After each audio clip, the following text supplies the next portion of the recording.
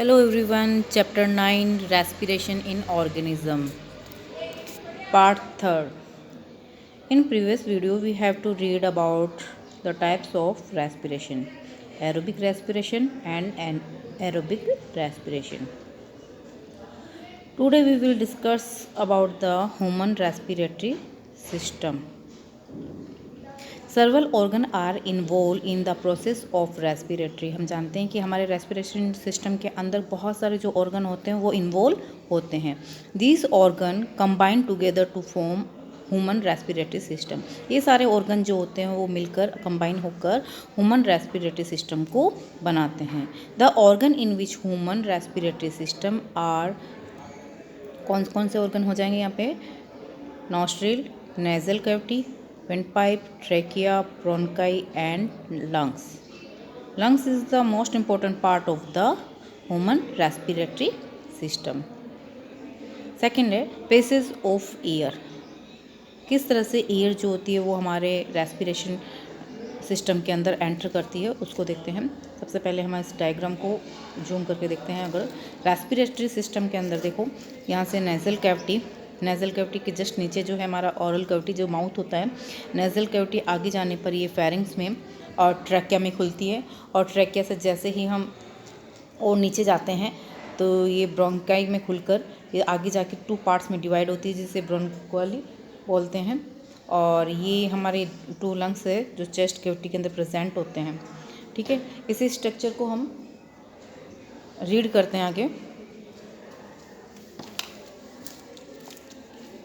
Passage of air में देखते हैं कि किस तरह से एयर जो होती है वो हमारे रेस्पिरेशन सिस्टम के अंदर एंटर करती है। फर्स्ट है air enter our body through 2 hole in the nose called nostril. हवा जो होती है, एयर जो होती है वो हमारे नोज़ के थ्रू, यानी 2 जो होल होते हैं उसके थ्रू, हमारे नोज़ के थ्रू अंदर एंटर करती है जिसे हम नॉस्ट्रिल कहते हैं। And pass through the nasal cavity to the windpipe और ट्रैकिया। उसके बाद में नॉस्ट्रिल से ये एयर जो होती है नेजल कैविटी से होती हुई विंड पाइप से होती हुई, मतलब ये विंड पाइप या ट्रैकिया तक पहुँचती है। सेकेंड पॉइंट है from the trachea the air pass into 2 small tube called bronchi. Single bronchus कहते हैं और वैसे प्लूरल फॉर्म में से ब्रोंकाई कहते हैं। मतलब जो नेक्स्ट ट्रेकिया से एयर जो है आगे ब्रोंकाई में जाती है। जिस तरह से अगर देखें तो इस डायग्राम के थ्रू हम इसे देख सकते हैं कि ये हमारी ब्रोंकाई है और ब्रोंकाई के थ्रू ये जो है ट्रेकिया, और ट्रेकिया से ये ब्रोंकाई के अंदर जाती है। ठीक है, नेक्स्ट थर्ड पॉइंट है each bronchi enter into a lungs inside the lung. Each bronchi divide into large number of small tube called bronchioles. आगे जाकर ये ब्रोंकाई जो है हमारे लंग्स के अंदर एंटर कर जाती है इस तरह से लंग्स के अंदर, और 2 पार्ट्स के अंदर डिवाइड हो जाती है जिसे ब्रोंकाइल कहते हैं। ये हमारा लंग्स है दोनों के दोनों। ठीक है, उसके बाद में अगर फोर्थ पॉइंट देखते हैं each at the end of each bronchi tiny air sac are present which are called alveoli. ये ब्रोंकाइल जो है आगे जाकर छोटे छोटे बैलून लाइक स्ट्रक्चर में कन्वर्ट हो जाती है जिसे हम क्या कहते हैं? एल्वियोली कहते हैं। The wall of the alveoli have the large number of tiny blood capillaries through which exchange of gas take place. ये एल्वियोली जो होती है इसकी वॉल जो होती है large number of thin blood capillary, यानी इस बैलून लाइक स्ट्रक्चर के अंदर बहुत सारी जो होती है ब्लड कैपिलरीज इसके अंदर प्रेजेंट होती है, जिसके थ्रू क्या होता है, जिसके थ्रू इसके अंदर एक्सचेंज जो एयर जो भी है एयर का जो एक्सचेंज होता है, यानी ऑक्सीजन को हमारा लेना और CO2 को बाहर रिमूव करना, ये एल्वियोली के थ्रू ये प्रोसेस जो होती है कंप्लीट होती है।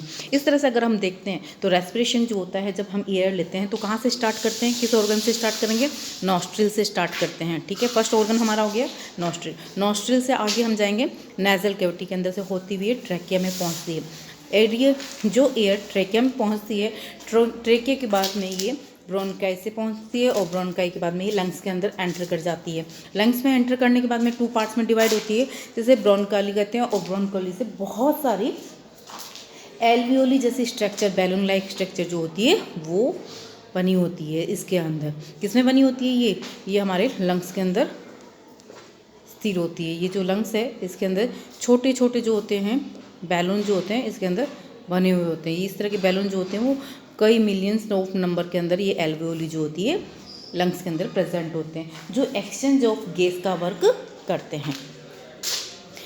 क्वेश्चन, अगर देखा जाए, say no to smoking because it is injury health, it damages the lungs and reduce the surface area of the lung for gases exchange। हमें हमेशा स्मोकिंग के लिए नो करना चाहिए, क्योंकि ये हमारी हेल्थ के लिए इंजरियस होता है, और साथ ही साथ ये हमारे लंग्स को क्या करता है, डैमेज करता है और रिड्यूस करता है ये साथ में surface area of lungs gases. मतलब जो एयर हम ले रहे हैं, रिमूव कर रहे हैं, तो कितनी एयर एंटर कर रही है, तो उस एयर को एंटर करने के लिए जो सरफेस चाहिए होता है, ये एल्वियोली उसके सरफेस को बढ़ाता है।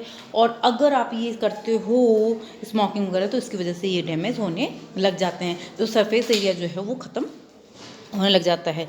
The right lung is larger than the left lungs. अगर इसका जो राइट लंग्स होते हैं, यानी 2 लंग्स हमारे अंदर प्रेजेंट होते हैं, राइट लंग और लेफ्ट लंग, जिसमें राइट लंग्स जो होता है वो 3 लोब से मिलके बना होता है, तो इसकी स्ट्रक्चर जो होता है वो थोड़ा सा बड़ा होता है comparison to left lungs.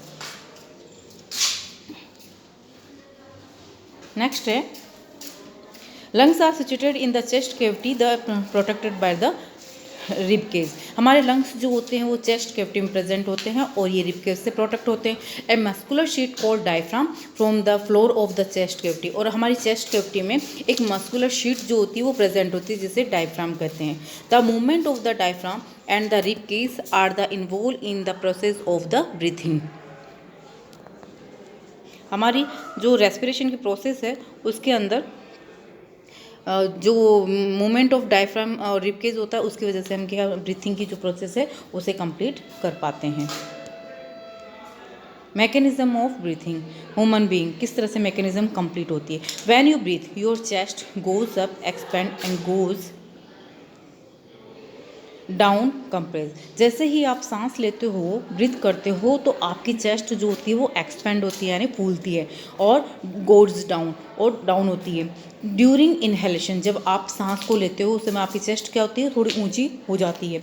During inhalation the rib move outward and upward. और इस दौरान हमारी जो रिब्स होती है वो क्या होती है, बाहर की ओर और ऊपर की ओर मूव करती है। एंड डायफ्राम मूव डाउन, और जो डायफ्राम की शीट जो होती है वो नीचे की ओर मूव करती है। इसे आप इस तरह से देख सकते हो कि जो ये चेस्ट होती है वो ऊपर की ओर हो जाती है, और ये जो होता है रिब केज जो होता है ये नीचे की ओर मूव कर जाता है। किस तरह से, इस तरह से नीचे की ओर खिसक जाता है, जिससे क्या होता है कि ये वाला जो सरफेस एरिया होता है वो बढ़ जाता है, और बढ़ने की वजह से क्या होता है, जो हम ब्रीथ करते हैं, इनहेल करते हैं, तो वो एयर क्या होती है, अंदर एंटर कर जाती है।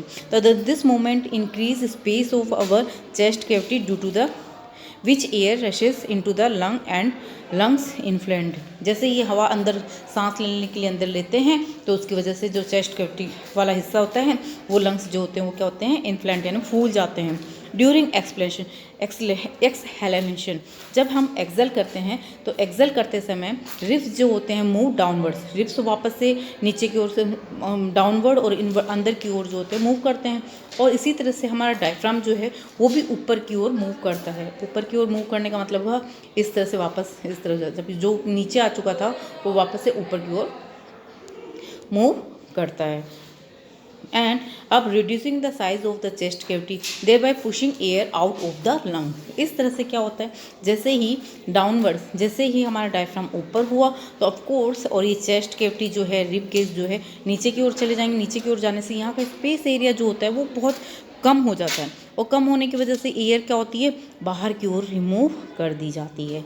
ठीक है, इसी तरह से मतलब हमने ये देखा कि जब एयर एंटर करेगी तो ये रिब केज जो होगी वो ऊपर की ओर उठेगी और बाहर की ओर फैलने लग जाएगी, और डायफ्राम जो होगा वो नीचे की ओर खिसक जाएगा, जिससे एयर फूल अंदर एंटर करते ही लंग्स जो होंगे वो फूल जाएंगे। और जब हम आउट एक्सेल करते हैं तो एक्सेल करते समय हमारे जो रिब केज वगैरह जो होंगे वो क्या होंगे, नीचे की ओर बैठ जाएंगे, और डायफ्राम भी जो है वापस से अंदर की ओर मूव कर जाएगा, जिससे एयर क्या होगी, बाहर इजीली बाहर मूव कर जाएगी। इस तरह से हमारी बॉडी के अंदर क्या ब्रीथिंग की जो प्रोसेस होती है वो कंप्लीट होती है। और इस ब्रीथिंग की प्रोसेस को कंप्लीट करने का मेन ऑर्गन जो होता है वो लंग्स होता है। Okay, thank you.